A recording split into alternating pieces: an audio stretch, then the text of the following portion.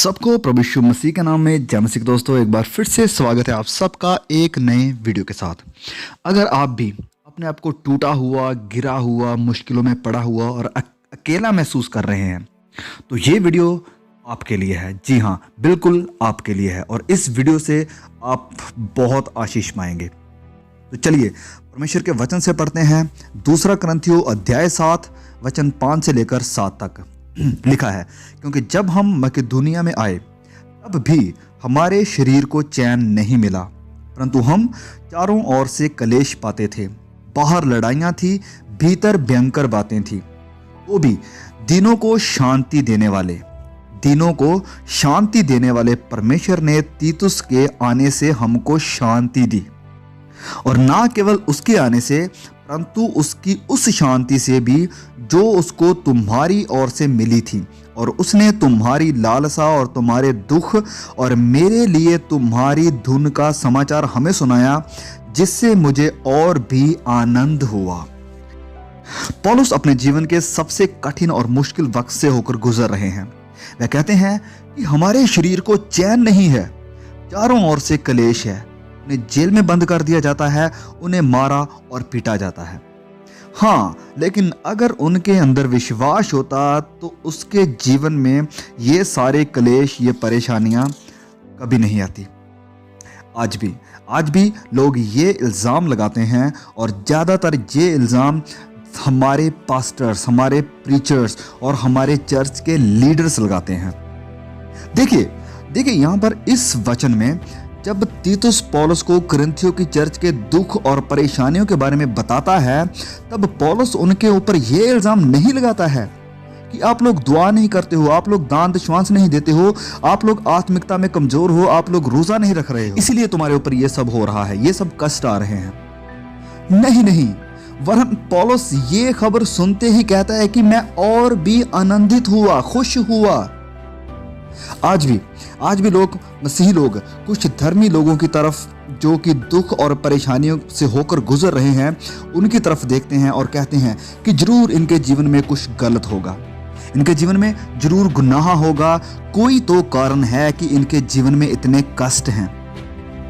अपने जीवन के बहुत ही मुश्किल हालात में वह मकिदुनिया को जाता है और लिखता है कि हमारे शरीर में चैन नहीं है, परंतु हम चारों ओर से कलेश पाते हैं। मेरे मसीह भाइयों और बहनों, जब हमारा विरोधी हमारे ऊपर हमला करता है तो सबसे पहले वह थकान को लेकर आता है, ताकि आपको लगे कि अब मैं यह लड़ाई में और आगे नहीं जा सकता हूं। और फिर वह झूठ बोलना शुरू कर देगा, आपको तो त्याग दिया गया है, आपको तो ठुकरा दिया गया है, आप अपने काम में, अपनी सेवकाई में प्रभावशाली, इफेक्टिव नहीं हैं। ये झूठ खुदा के बड़े दास संत पौलुस के ऊपर इस तरह आ रहा है जैसे प्रभु यीशु पर आया था।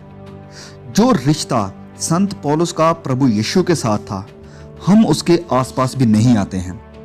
पौलुस लिखता है कि तो भी दिनों को शांति देने वाले परमेश्वर ने तीतुस के आने से हमको शांति दी है। तो तीतुस पौलुस के पास जाता है और आगे लिखा है कि ना केवल उसके आने से परंतु उसकी उस शांति से भी जो उसको तुम्हारी ओर से मिली थी। क्योंकि यहाँ पर तीतुस आकर संत पौलुस को बताता है कि कुरिन्थियों की कलीसिया के सब विश्वासी, सब एल्डर्स, उन्होंने तेरे लिए प्यार भेजा है और वह अब झूठे नबियों के साथ डील कर रहे हैं, और अब वह तेरे कैद में डाले जाने को भी नफरत नहीं करते हैं, अब वह तेरे कष्टों को भी नफरत नहीं करते हैं। अब वह समझ गए हैं, क्योंकि वह खुद भी इस सब से होकर गुजर रहे हैं। अब इस पल ये खबर सुनते ही पौलुस लिखते हैं कि मैं शांति से भर गया, मैं आनंद हुआ। और फिर पौलुस लिखते हैं कि मैं अपने सारे क्लेश में आनंद में अति भरपूर रहता हूं। जो लोग दुख में हैं और गम में हैं, खुदा मसीह भाई बहनों को इस्तेमाल करता है कि वह उन्हें फिर से तरोताज़ा करे, उन्हें रिफ्रेश करे।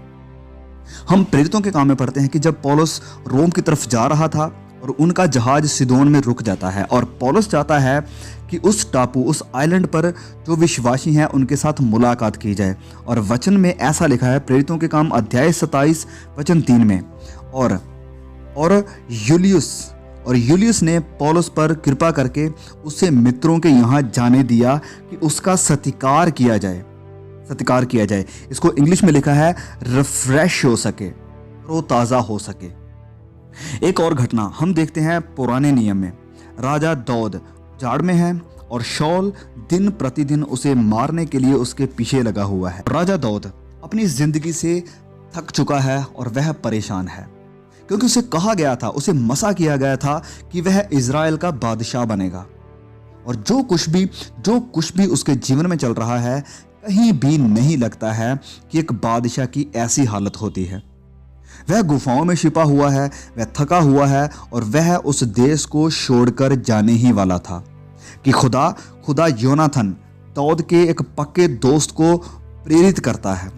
जोनाथन राजा शाऊल का बेटा उठता है और उजाड़ में दाऊद के पास जाता है और वह दाऊद को मजबूत करता है कि मत डर, मेरा पिता तुझे कभी ढूंढ नहीं पाएगा, तुझे कुछ नहीं होगा, खुदा तेरे साथ है, भले ही तुझे ऐसा ना लगे, पर उसने तुझे नहीं छोड़ा है।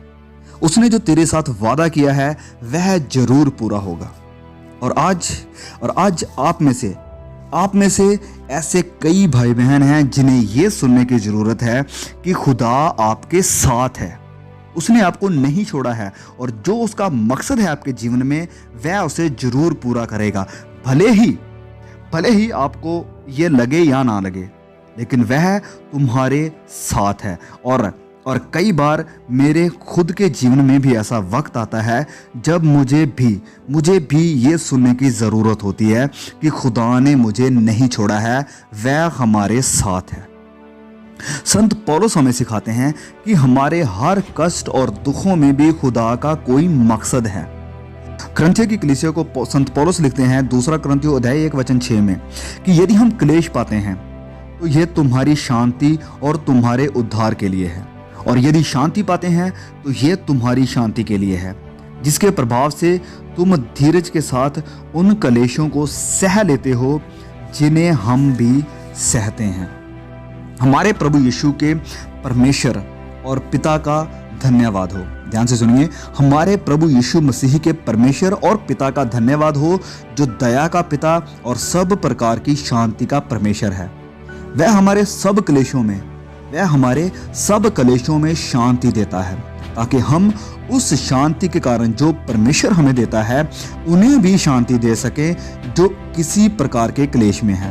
क्योंकि जैसे मसीह के दुख हमको अधिक होते हैं, वैसे ही हमारी शांति भी मसीह के द्वारा अधिक होती है। परमेश्वर इस छोटे से मैसेज के द्वारा आपको बहुत आशीष दे, ताकि आप अपने मसीही जीवन में मोटिवेट हो सके और खुदा के साथ चलने के लिए हमेशा तैयार रहें और मजबूत रहें। वीडियो अगर अच्छा लगा है तो प्लीज़ इसे शेयर जरूर करिएगा। बहुत जल्द मिलेंगे एक नए वीडियो के साथ। तब तक के लिए खुदा हम सबको संभाल के रखे। आमीन।